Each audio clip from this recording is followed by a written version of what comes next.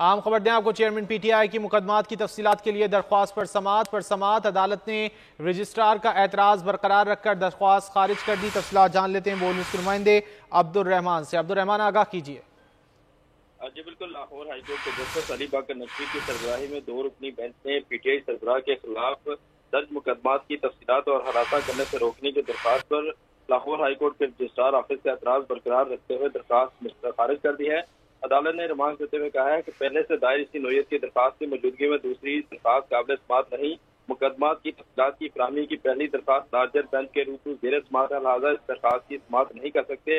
अदालत ने registrar office का एतराज बरकरार रखते हुए दरख्वास्त मुस्तरद कर दी, जबकि चेयरमैन पीटीआई के वकील इंतजार हुसैन पंजोता ने अदालत को आगाह किया कि दरख्वास्त को सियासी इंतकामी कार्रवाई का निशाना बनाया जा रहा है। एक मुकदमा में जमानत किया जाता है, दरखास्तगार को FIR की कापियां भी फराहम नहीं की जाती और मालूम नहीं उनके खिलाफ कहाँ कहाँ कितने मुकदमा दर्ज है।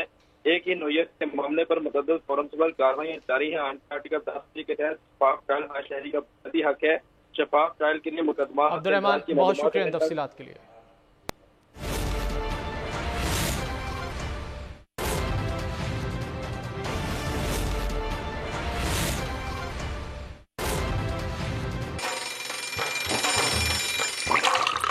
आजकल जिंदगी ही सुबह आउट ऑफ कंट्रोल।